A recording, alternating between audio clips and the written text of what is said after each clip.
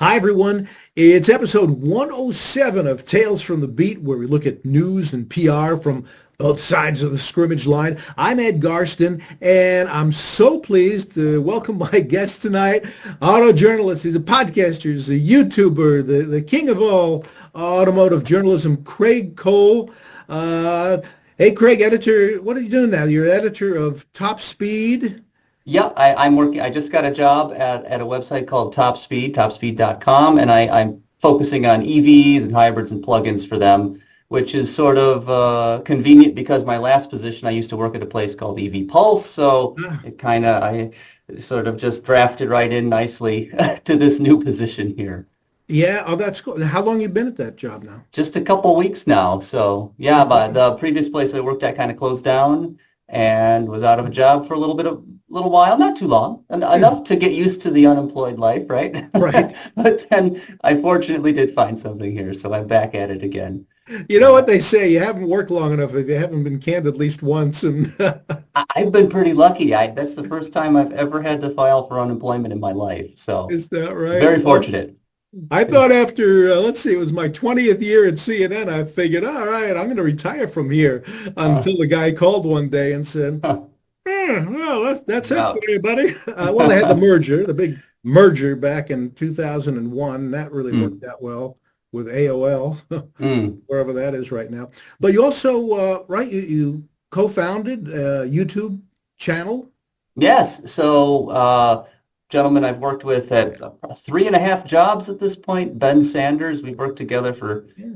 close to 20 years now. Hard to believe it's been that long, but it just sort of, given the uncertainty in the world, we figured we should probably start our own channel. Just, it's not a bad idea to have a backup just in case the way things are going, and especially in this industry, right? Oh, So we yeah. focus a lot on, it's called Auto Esoterica, and we focus a lot on like classic cars and vehicle design and things like that. Hopefully stuff you can't get anywhere else. It was great. I was watching it today, and I love the segments you do with Jim Hall. Oh yeah.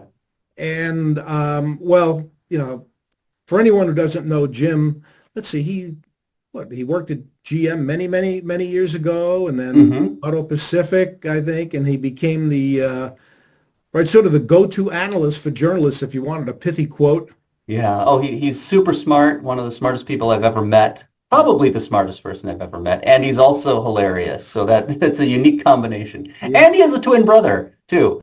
Oh, does he? Bob Hall. Yeah, Bob Hall, the people call him the father of the Mazda Miata. He kind of hates that term. He's much more he's Yeah. much more open about the development of the car. It was a team effort, but people like to call him the father of the Miata. So they're That's twins. great. That's Yeah. great. Okay, I never realized that. But all right. Well, yeah. Look at the website. I mean, it looks great.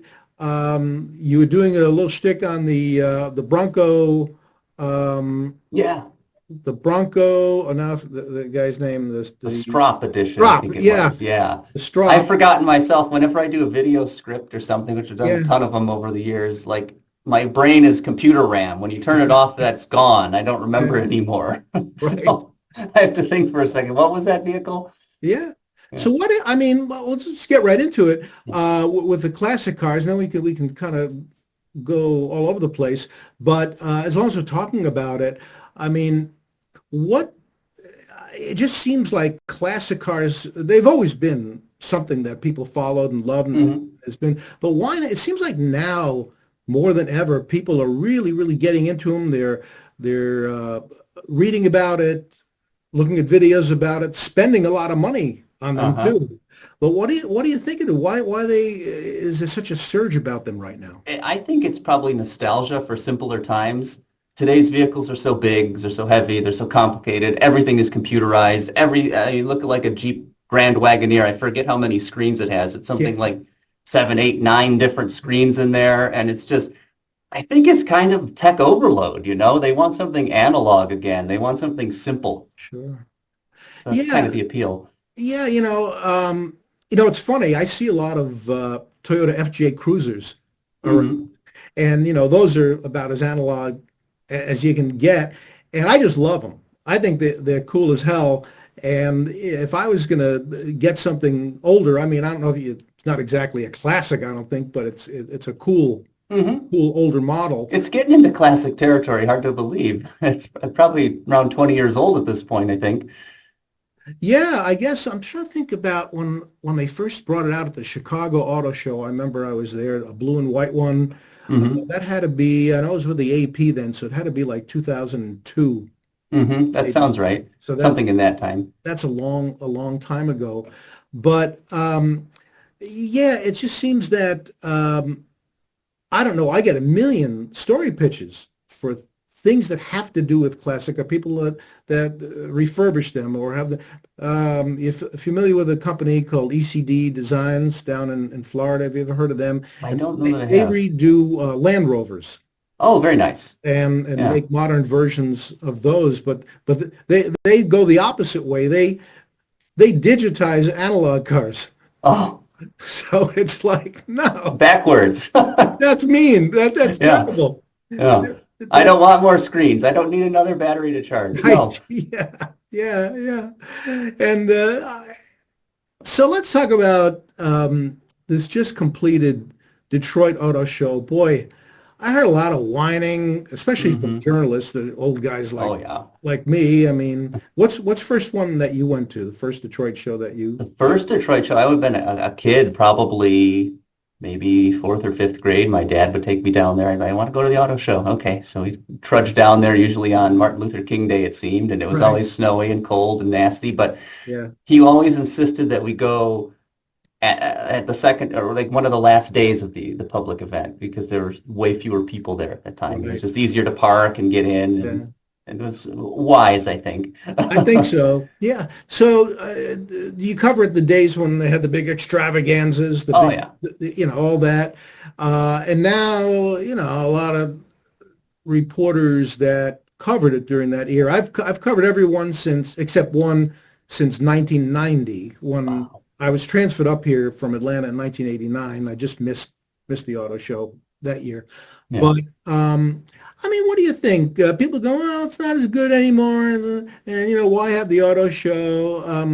I mean, what do you think, Craig? Is that too much whining from just crusty crusty old automotive journalists that I, want things the way they I, were, or I do think it's too much complaining because ultimately, what are you there for? You're there to cover the cars. And for me personally, I would rather have cars on carpet, yeah, no fancy displays, because it's logistically just easier to navigate the show floor. You're not tripping over. Automakers love to put little elevation changes in right, at their booths. And yeah, if you're not paying attention or you're carrying camera equipment, you're always tripping on that. right. There are little glass dividers they like to put up too between the booths, and it's just having an open field of cars can be a lot easier to cover. And I'm never one to really to to get fixated on the media reveals either, because Yeah. most of my career I haven't actually covered those. We would do video, so we would go down well after the vehicle was unveiled, and then we would fight the crowds and try to shoot Wow. everything. So I take up maybe a different approach from most folks in automotive media. Well, yeah, but you know what? I agree with you. I mean, first of all, I hated the uh, the days when there were like 55 news conferences in 3 days, Oh, and you were yeah. running. And most of the time I covered, I was working for CNN, and you go in with a camera crew Hmm. and running and setting up, and then the whole nine yards, and it was crazy. And half the time, um, the show was good, but you didn't remember the car. Right? Same with me. And so what's the point? But, just sort of in the vein of what we do here in the podcast, were you approached at all, even by automotive PR, to cover anything at the show? I'm trying to remember. There was the Ford event the night before, so that's Yes. probably the only thing that I was, invited to or asked about or anything like that. And I was down there, and I saw you. You were always working, Ed. You were in the scrum with Jim Farley, the CEO of Ford, Yeah. and I saw the sort of the back three-quarter of your head, and I'm like, I was going to say hello, but you're a working man. I didn't want to If you, bother you you, saw so. my little bald spot that started. Well, it's funny you say that, Craig, because I'm little, and I'm holding the recorder up, just trying to Yeah. get whatever I couldn't hear half of what I actually played it back in my car on the Uh-huh. way home, so I knew what he said and ran a transcription app. But I was like so disgusted after it. I ran away right away, and then I missed the whole scrum with Bill Ford Oh, talking about his geez. little secret phone call with Trump. So I was Uh-huh. a little pissed about that. But I'm semi-retired. This is a young man's game here, Oh, very much so.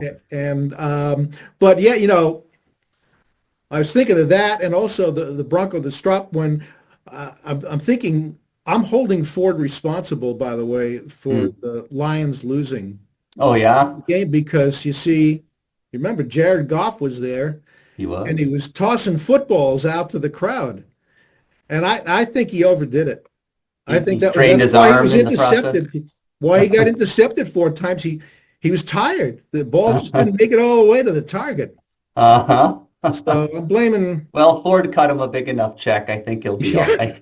yeah, right. Yeah. So, but yeah, I mean, the whole issue of automotive PR and media and way that they're dealing with you, just apart from the auto show, I think we've sort of beat that one up. I mean, things change. What are you gonna do? Things Hmm. change, Hmm. and fine. Uh, Using online media to reveal a vehicle makes much more sense. Social Hmm. media and not being caught in the crowd and spending $1.5 million, $2 million on a Oh, yeah. reveal. That's just like a dozen chairs at, I keep wanting to say Kobo, but Yeah, Huntington right. Place. I call it Kobo. I don't Yeah. care. I know he was a Yeah. racist. Sorry, but I Yeah. mean, Yeah. decent exhibition hall. But I mean, I worked at Chrysler when they did the infamous Ram, the cattle drive, Hmm. Yeah. I and remember seeing the B-roll of that. Yeah. Is it yeah, that was Washington Street? I always forget. Congress, whatever that road is. Congress in But Washington.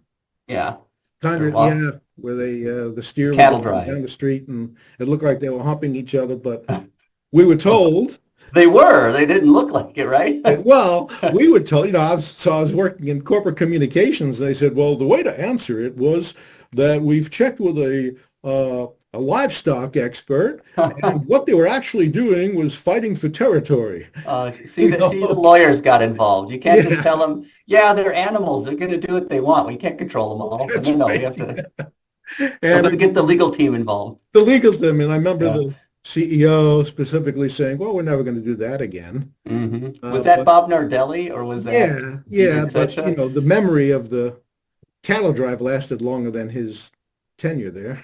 Yeah, we're still talking about it. I don't know the last time I heard anybody mention Nardelli. I actually heard about him about a month ago for some reason. I don't remember why, but it was frightening. As far as just dealing with the automotive PR at the automakers, I'm just wondering, Hmm. from what you're seeing, um, the difference of how they're interacting differently now with journalists than they may have done, I hate to say the old days, but when is more of the mainstream type of media coverage of the industry. Hmm. So differences between the old days and now, the biggest one I think is that automakers are much happier to host their own events rather than reveal something at an auto show because they want to own the media cycle and they're probably going to pay as much money to bring everybody in and, Yes. set up a fancy event somewhere to reveal whatever new vehicle they're showing as Mhm. they would at a traditional auto show. But they can own the news cycle for a couple days or a week, right? If they're not competing with everybody else Right. in Detroit or Chicago or Frankfurt or whatever. So that's a big change I've noticed over the years. And it's not necessarily worse. In some instances, it's easier to cover an event that's a Yeah. standalone thing and you get more time with executives or Yeah. other folks to interview. I mean, I totally agree. During the time I was with Chrysler, it was the early days of doing something like that. I think we may have been the first ones to actually webcast an auto show reveal. And actually webcast a reveal out at the proving grounds in Chelsea where they had that really awful Chrysler Sebring. It was Uh-huh. really terrible, and they had a fake garage built, and CEO Tom Lasordi hit a garage door opener, and the press was assembled there, Uh-huh. and the garage door opened, and this terrible Sebring came out. But we webcast it, Oh no. And the dangers of, I think about it then how, you could have a chat on a webcast Uh-huh. and these reporters watching online would go, what the hell is that? Oh my God, I'd be embarrassed. That's a name I've not heard in a very long time. Lasorda. Tom Lasorte. That's Yeah, well, I went through, I don't know, 3, 4 ownerships working with yeah. But he was Canadian, wasn't he? I think he He was, retired yeah. after his time at or was it the new Chrysler? What it was called at the Well, time? well, let's see. When I started there in 2005, it was still Daimler Yeah. Chrysler. And then it was, yeah, Cerberus came in. Then it was just, yeah, the new Chrysler LLC. And we were still allowed to use the Pentastar again. Yeah. And then Fiat came in. We weren't allowed to use the Pentastar anymore because it was Fiat Chrysler. Uh-huh. But we said, well, that's pretty silly since that giant window at the top of the headquarters, Right. the Pentastar, you're not going to change that. You can put a big curtain over it or what? But yeah, but that did change, and the auto companies had to get used to it. I had one marketing person, I won't say who, because the person was well known in the industry, asked if we could take off all the negative comments from YouTube. I mean, you technically can, but Yeah, it you should probably leave a few at least to appear somewhat balanced. right. Yeah, I Or mean, you can disable them entirely too. you could, but Yeah. it was so. I mean, there was some that were vile. We took a couple off, Yeah. couple Yeah. off, but There's that a was line. You can criticize the product, you can not like the vehicle, whatever, but if you start dropping it.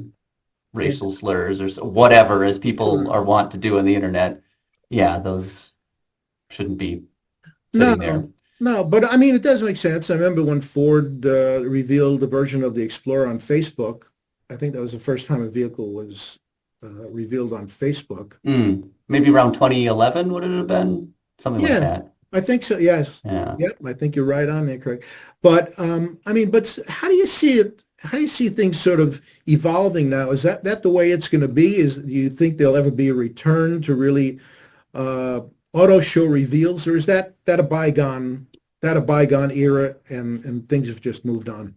That's a very good question. I could see people OEMs getting nostalgic to go back to auto shows and getting the band back together, but also they can own that news cycle, right? And if they do their own events, they can get perhaps more ROI from their expenditures. So I don't know. And then also what you see is the timing of CES every January, right? Yeah. That threw a monkey wrench in everything. Like many years of the Detroit Auto Show would come right after Yeah. CES. So people would leave Vegas. They've been there a week. They've picked up, I don't know how many different viruses and colds and from just Yes. being around millions of people, Right. and then hit the ground running at Detroit. And it's like the most unfortunate timing. And so many OEMs fancy themselves tech companies too, right? So they would rather show their products at CES and arguably get more coverage potentially because there are more people there than they would at the Detroit show, for instance. But I don't want to see automakers at CES. That's I don't like that personally. Yeah. Well, I mean, I like to see cars with car. I mean, I understand, the whole thing, software-defined vehicles, the Yeah. cars are rolling computers now. But going back to what we first were talking about, the classic cars, I mean, are we are we going to see classic cars? Are these cars of today going to be classics that are rolling computers? I mean, can that really happen? I mean, anything's possible, but all it takes is one little transistor or diode on one circuit board to burn out, right? And if the car is 20 years old, Yeah. 30 years old, 40 years old, whatever, Yeah. you're never going to get a replacement. I mean, almost impossible to get a replacement part Right. for that. And that's a big problem I see going forward. It's one thing if you have your classic, 57 Chevy or whatever. They made millions of them, I'm sure, and lots of replacement parts back then that Right. people still have stashed away in their Yeah. garages. I've got a 36 Ford I restored. I'm working on a 51 Ford right now, and you can still get new, they're called new old stock or new old stock replacement parts that have just sat on a shelf for 70 years in the box. And, the dome light or Right. the front suspension kingpins or whatever, you can still find that stuff, which is crazy. But I don't see that happening with today's vehicles, with everything being electronic. And Yeah. that brings me coming sort of back to the beginning. You're talking about the website, the top speed, and that you concentrate a lot on EVs. Now, EVs are all electronics. Hmm. And so it's really, a couple of ways to go on this. But one, do you see that being an issue where, there are people that like to hang on cars until either they're paid off or they Uh-huh. die? I mean, do you see this being an issue in the future where you're just not going to be able to find what you need to keep the vehicle going? Quite possibly. Although I did see a study the other day, I didn't get a chance to read it yet, unfortunately, that I think it was out of the UK that said the EV batteries themselves are lasting a lot longer than people expected initially. Right. So yes, the vehicles are more complicated. Getting parts in the future is probably going to be an issue, but at least the battery pack, the part of an electric vehicle, the most expensive component, Right.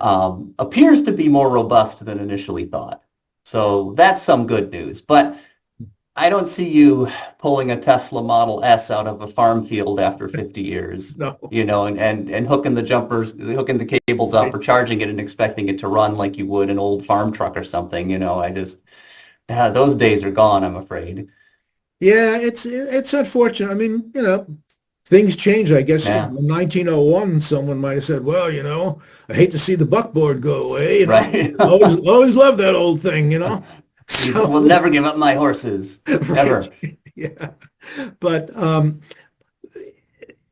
you think about how the whole EV story is being, I don't, for lack of a better term, perpetrated Hmm. out in the public, where there is I think a debate on whether it's being oversold, whether it's being this push market where here consumers, Hmm. we're making this, we don't care whether you want them or not, or Hmm. whether it's a necessary evolution. And I'm just wondering, from your standpoint, what do you think it is? What's the true message that should be Hmm. out there? Honestly, there's a little bit of both. Um, EVs were probably pushed a little bit too hard in the US. Hmm. There's been a lot of resistance. They haven't been selling as well as I think a lot of OEMs and analysts would have expected. I think I saw some numbers from Cox Automotive. I think EVs were, I want to say, 7.5 or 8% market share last year. Don't quote me on that exactly. Somewhere in that range, Yeah. which is not a lot. They're projecting maybe 10% for 2025. So they're definitely gaining some steam, but they were kind of pushed on automakers and people before I think they were really ready. Because a lot of people don't trust the technology. Yeah. Americans tend to be rather hidebound, I feel, and they're a little bit leery and suspicious of something new. But on the other hand, EVs do have some very real benefits, Hmm. way less maintenance. You charge at home, you leave with a full tank of gas every morning if you want, which can Yeah. cost way less when you level 2 charge at home. Again, no maintenance. Basically, the only thing you got to worry about is the tires Right. because you're going to wear through those a little bit faster. Very quiet, very efficient, zero tailpipe emissions, Right. and there are issues around material sourcing for the battery packs and building the battery packs has a very large carbon footprint. But the studies I've read, at least from the Department of Energy, indicate that EVs are through their life cycle significantly cleaner than combustion powered cars and trucks. So there are And some definite benefits there. and also, ironically, they're a gas to drive. I mean, they are fun to drive. I have to. That instant torque. The Yeah. instant torque, it's scary, but it's funny. It's just that I was looking at what GM said about the variable profitability. I like that term, variable profitability, What are they trying to hide? That sounds like well, financial sleight of hand. I don't understand the terms. I I can't don't. balance my checking account, but Yeah. Well, I mean, yeah, okay. yeah. Sometimes only because I've been at this now, not just automotive journalism, but it's been doing this for like 51 years now, which Wow. scary. Um, so sometimes I get a little crotchety, but I You've remember, earned that right. what's that? You've Oh, earned isn't it. that You, right? Yes, yeah. I'm a mean old bastard. But I remember asking Mary Barrett, the one was Auto Press Association, the fireside chat a Oh, couple yeah. of years ago, and I asked her, isn't it a gamble for you? And how will you know if the gamble paid off? And she smiled, goes, well, I know that all you have to do is sit in an EV and you will want to buy one. And I'm thinking, Okay. it wasn't the type of environment where you could do an argument with her. And I was Yeah, like, yeah, oh, yeah.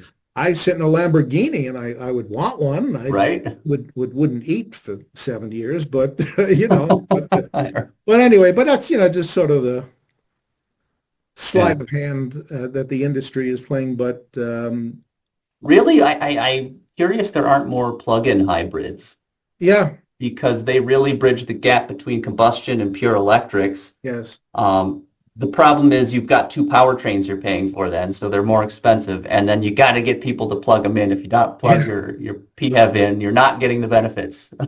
But, a lot of them will get you 20, 30 miles of range, pure electric, hmm, which is more than enough for most people to commute to work or go to the store. You come home, you plug it in, and then if you're going on a long distance drive, you've got the gas engine. You never have to charge it at all. sure, sure, absolutely. I Um, mean, we were just talking about it today here at home about what the next car would be, and I said, no, plug-in hybrid makes it yeah. makes sense. But so all right, we have a few minutes left, Craig. Just looking ahead now, what do you see as some of the other big stories coming down the pike for you? The new presidential administration is so this has been the longest week Yes. ever with the executive orders and everything going on, and just uncertainty around, well, many things right now, but the EV tax credits, if they're going to get rid of those, or other things like that. And there's, I think, just a lot of uncertainty for OEMs, a lot of uncertainty for drivers as well. And I think Trump does a very good job. He's media savvy. He knows how to dominate the news cycle. Sure. Yeah. So that's kind of what I've been thinking Yeah. about the last couple of days here.